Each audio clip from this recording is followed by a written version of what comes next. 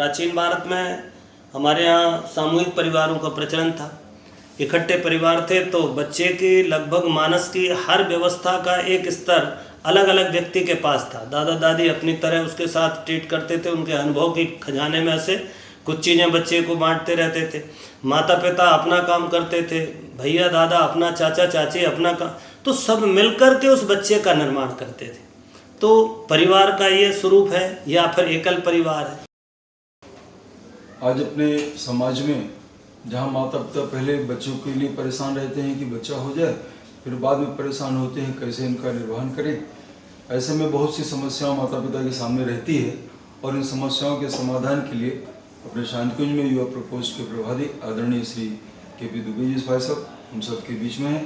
आपका स्वागत है भाई साहब। और भाई साहब, आज ये जो समस्याएं चल रही हैं इसमें यह है कि बच्चों के पालन के समय किन विशेष बातों का ध्यान रखा जाए, ये आपसे जानना चाह रहे हैं कि बहुत से माता पिता इन प्रश्नों के और उसमें परेशान रहते हैं, उनका समाधान कैसे दिया आदरणीय भाई साहब। ये प्रश्न बड़ा गंभीर है और बड़ा पेचीदा भी है, बहुत उलझा हुआ प्रश्न है। माता पिता का कर्तव्य कितना सार्थक होता है और माता पिता कहाँ तक सफल हो पाते हैं, क्योंकि माता और पिता दोनों से बच्चे का पूरा जीवन जुड़ा हुआ है। तो स्वाभाविक रूप से जब कभी भी हम बच्चों के निर्माण की बात सोचते हैं तो बच्चों के निर्माण में कई बहुत सारे विषय इसमें शामिल हैं। उन सब को अगर साध लिया जाए तो बच्चे के व्यक्तित्व का विकास बहुत सहज ढंग से किया जा सकता है।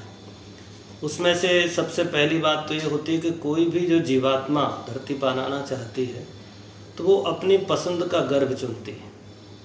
तो उसकी चॉइस है कि वो कहाँ जाए। और स्वाभाविक रूप से यदि आप ये चाहते हैं कि हम अपने घर में एक सुसंतान पैदा करें, सुसंस्कारी बच्चे को जन्म दें, तो पहली आवश्यकता यहीं से होती है कि माता पिता का जीवन कैसा है और माँ का गर्भ कितना पवित्र है। जो पवित्र माताएं हैं, जिनका आचरण ठीक है, जो सुसंस्कारी परिवार से आती हैं, जिनकी दिनचर्या ठीक है, स्वाभाविक रूप से ऐसे माता पिता के घर को या ऐसे गर्भ को अच्छी आत्माएं चुन लेती हैं। तो एक तो प्रश्न यहाँ से खड़ा होता है कि आत्माएं भी अपना चयन करती हैं। दूसरा फिर माँ का गर्भ है। तो माँ जिस परिवार में रह रही है उसके साथ जो वातावरण है, माँ का खुद का अपना आचरण है, उसका चिंतन चरित्र व्यवहार है, ये सब भी बच्चे पर कहीं ना कहीं कोई कोडिंग करता है। तो इसका भी प्रभाव बच्चे पर, उसके मानस पर, उसके संस्कारों पर, उसके जीन्स पे पड़ता है। तीसरी बात यह है कि हर बच्चा अपनी कोई ना कोई संपदा लेके आता है। वो सिर्फ इस संसार में आके ही अपना निर्माण नहीं करता, वरन इसको आप यूँ कह सकते हैं कि वैज्ञानिक दृष्टि से और हमारी धार्मिक दृष्टि, दोनों दृष्टियों से ये बात स्थापित हुई है कि हर व्यक्ति अपने कुछ ना कुछ जीवात्मा संचित संस्कार लेके आती है। तो जो संचित उसके संस्कार है वो भी इस आने वाले जीवन में उसको प्रभाव डालेंगे। चौथी बात जो समझ में आती है कि परिवार कौन सा है, उस परिवार का वातावरण कैसा है। तो परिवार नाम की संस्था बीच में आती है। सामूहिक परिवार है, एकल परिवार है, या कहें कि उस परिवार का वातावरण कैसा है, इस पर निर्भर करता है। क्योंकि बच्चा स्वाभाविक रूप से जो देखता है, जो घटित होता है आसपास, उसके अनुरूप अपना जीवन बनाता है। तो एक बात ये भी निश्चित है। इसके बाद में एक बात ये भी है कि माता पिता दोनों कैसे हैं, इस बात का भी बहुत प्रभाव पड़ता है। और अगली बात महत्व की ये है कि समाज कैसा है। समाज में बच्चा, जहाँ वो बच्चा अपना जीवन यापन करता है, लोगों के संपर्क में आता है, तो समाज कैसा है। फिर साथ ही साथ आजकल जो एक बड़ा वातावरण बना हुआ है वो मीडिया का वातावरण है। जो प्रचार का साधन है संसार में, वो भी बच्चे को प्रभावित कर रहे हैं। और अंतिम रूप से आप 7वें 8वें रूप में आप देखना चाहें तो बच्चे का विद्यालय, शिक्षा का क्या स्तर है, शिक्षा किस भाव के साथ में बच्चे को दी जा रही है, ये इतने विषय मिलकर किसी बच्चे के निर्माण में शामिल होते हैं। इसमें कुछ मनोवैज्ञानिक विषय है, कुछ वैज्ञानिक विषय है, कुछ आध्यात्मिक विषय है, कुछ सामाजिक और पारिवारिक व्यवस्थाएं हैं। इन सब को मिलाकर अगर हम देखेंगे तो हमारे बच्चे का निर्माण होता है। अब जहाँ तक माता पिता के कर्तव्य का प्रश्न है तो बिल्कुल इसका श्री गणेश वहीं से हो जाता है कि जो भी पति पत्नी संतान के उत्पादन की बात सोच रहे हैं वो ये विचार करें कि उनके घर में वो किसे बुलाना चाहते हैं, किसी अच्छी श्रेष्ठ आत्मा को आवाहन करते हैं या कि वो किसी भी व्यक्ति को, अनजाने कोई भी आधम के सामान्य तौर से इन दिनों जो देखा जा रहा है कि जितने गर्भ धारण होते हैं वो लगभग आकस्मिक है, एक्सीडेंटल है। किसी को पता नहीं है कब गर्भ धारण हो गया, और ऐसे आकस्मिक गर्भ धारण में ये सुनिश्चित करना मुश्किल हो जाता है कि कौन आया है। तो यहीं से गलती ना हो, इसलिए पहला दायित्व तो माता पिता का ये बनता है कि वो उस स्तर की तपश्चर्या, उस स्तर की साधना, वो अनुशासन पालें जिससे उनके घर में एक पवित्र आत्मा का आगमन हो। ये पहला चरण हो गया। दूसरा, माँ का दायित्व शुरू होता है, क्योंकि कहते हैं कि 5 वर्ष की अवस्था तक बच्चा माँ से ही प्रभावित है।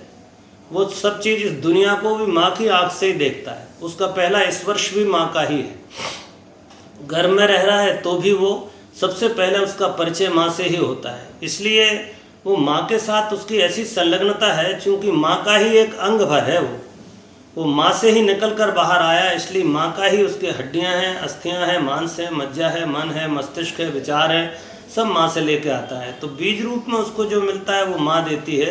तो अब दूसरी बात ये होती है कि जो गर्भिणी माता है उसका व्यक्तित्व कैसा है, उसका आचरण चिंतन, उसकी दिनचर्या कैसी है, उसके पठन पाठन का तरीका क्या है, क्या वो स्वाध्याय करती है, क्या उसके जीवन में साधना को स्थान है, क्या उसके आचरण में श्रेष्ठता और श्रेष्ठ चिंतन आया हुआ है। ये सारी चीज़ें मिलकर के बच्चे को प्रभावित करती हैं। तो दूसरे चरण में हम देखते हैं कि माता प्रभावित करती है। तीसरी बात हम इसी में पहले ये भी देख लें कि जो आत्मा है, जो जीवात्मा यहाँ आई है, वो अपने संस्कार लेकर आती है। जन्म जन्मांतर से उसके साथ संस्कार चलते हैं। तो ये संस्कार बीज रूप में पड़े रहते हैं। यदि इनको उचित अवसर मिलता है तो ये संस्कार अंकुरित होने लगते हैं, और यदि इनको कोई वातावरण ना मिले तो ये भी संभव है पूरा जीवन निकल जाए, उनमें से एक भी संस्कार का उदय ना हो। तो संस्कारों को उदय करने के लिए भी एक अनुकूल वातावरण की आवश्यकता होती है। जैसे बीज है, अगर बीज भूमि में बोया जाएगा तो उसके साथ में पानी, हवा, धूप, सूरज की गर्मी, मिट्टी, ये सब मिल जाती, तब जाके कहीं उसमें अंकुरण होता है। अन्यथा हो सकता है वो बीज पड़ा पड़ा सड़ जाए, उसको कीड़े खा जाएं, ये भी संभव है। तो इसी तरह जो हम संचित संस्कार हमारा बच्चा लेके आ रहा है, उनके जागरण में भी यदि माँ अपने आचरण को ठीक रखती है तो जो भीतर सोए हुए सुसंस्कार हैं वो जाग जाएंगे, और जो सोए हुए कुसंस्कार हैं वो दमित हो जाएंगे। तो एक बहुत बड़ा फैक्टर तीसरा ये काम करता है। तो माँ का यहाँ पर भी माँ का बहुत बड़ा रोल है कि वो बच्चे के जो संचित संस्कार हैं उसमें से श्रेष्ठ संस्कारों को जागृत कर ले, ताकि उसकी जीवन यात्रा बहुत अच्छी और ऊंचे स्तर की हो सके। चौथा जो चरण है वो है परिवार, जहाँ वो जन्म लेता है।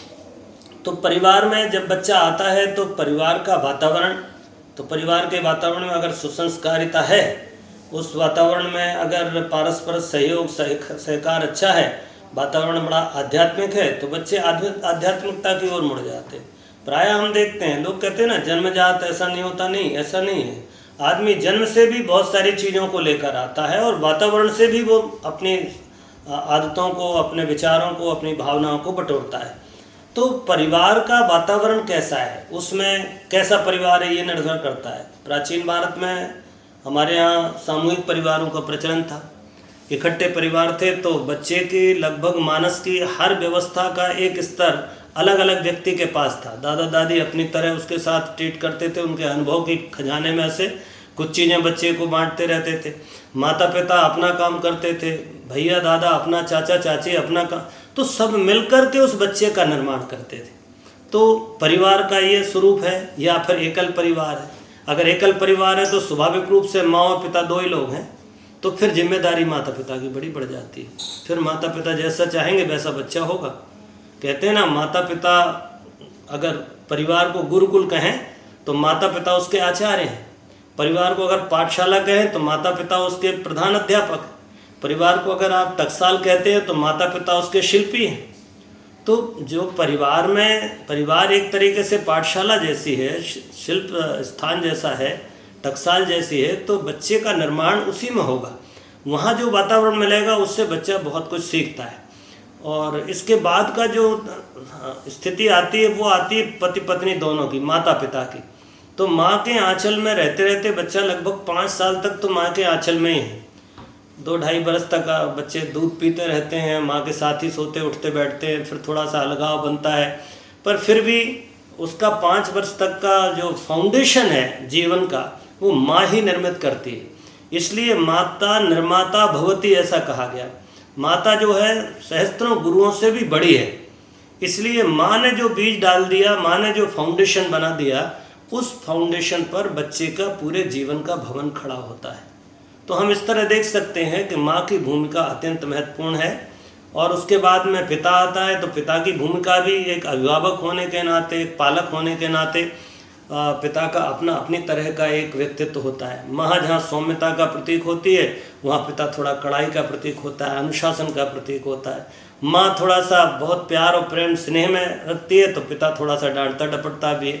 तो दोनों का मिलकर के बच्चे के जीवन पर प्रभाव पड़ता है। अब इन दोनों के आचरण, परिवार का वातावरण, इन सब से मिलकर बच्चे के भीतर बहुत सारी चीज़ें, बहुत सारे गुण दुर्गुणों का निर्माण होता है। इसके बाद आती है बात समाज की कि उसका अड़ोस पड़ोस कैसा है। यदि अड़ोस पड़ोस अच्छा नहीं है तो स्वाभाविक रूप से बच्चा आपके घर में अच्छी बात सीखेगा, परंतु 2 दुर्गुण बाहर से भी सीख के आएगा। वातावरण से भी वो बहुत कुछ उठाता है, क्योंकि बच्चा एकदम कॉपी करता है। जो उसके इर्द गिर्द घटित हो रहा है उसमें से वो अपने लिए चीज़ें चुनते रहता है। अब बच्चे का मानस छोटा है, अभी कोई सोचने विचारने की बुद्धि नहीं है, तर्क की शक्ति नहीं है, विवेक की शक्ति नहीं है, इसलिए जो रुचिकर और अच्छा लगता है उसको अपना लेता है। तो इस तरह से ये है। इसके बाद का जो स्थान आता है वो आपका विद्यालय का है। तो विद्यालय क्या कर रहा है, विद्यालय की स्थिति कैसी है। विद्यालय में आजकल तो जो शिक्षा का स्तर है या जो शिक्षा का ढंग है वो बिल्कुल ही जानकारी परक पेट भराव शिक्षा है। उसमें कहीं भी जीवन से संबंधित विषय नहीं है। जीवन विद्या की कोई चर्चा नहीं है कि वो जिएगा कैसे, इसकी बात नहीं है। उसके आचरण, व्यवहार, चिंतन, चरित्र में क्या परिवर्तन होगा, इस पर कोई कोशिश नहीं होती। वो तो आप अपने लेवल पे करिए, वो तो सिर्फ आपको अलग अलग विषयों की शिक्षा दी जाती है। तो ऐसी शिक्षा भी बड़ी खतरनाक है जब तक शिक्षा में विद्या का समन्वय ना हो जाए। पूज्य गुरुदेव कहा करते थे, बेटे शिक्षा और विद्या में दोनों साथ साथ होना चाहिए। शिक्षा के साथ विद्या भी आवश्यक है। अकेली शिक्षा ही नहीं, शिक्षा तो हो ही, शिक्षा के साथ विद्या भी, दोनों चीज़ों की आवश्यकता होती है। और एक इस समय वातावरण चल रहा है, जैसा मैंने पहले कहा, वो वातावरण है मीडिया का। आजकल का टेलीविज़न, आपका मोबाइल फ़ोन, आजकल के एडवर्टाइजमेंट, पत्र पत्रिकाएं, ये सब मिलकर भी बच्चे को बहुत प्रभावित कर रहे हैं। छोटे छोटे बच्चे आजकल मोबाइल को लेकर के बड़े सजग हैं और बच्चों को, माँ बाप को बहुत बचपन से ही ब्लैकमेल करना शुरू कर देते हैं। तो इतनी सारी चीज़ें हैं, ये कुछ बातें ऐसी हैं जिन पर हमको विचार करेंगे तो हम बच्चे का ठीक से निर्माण कर सकें।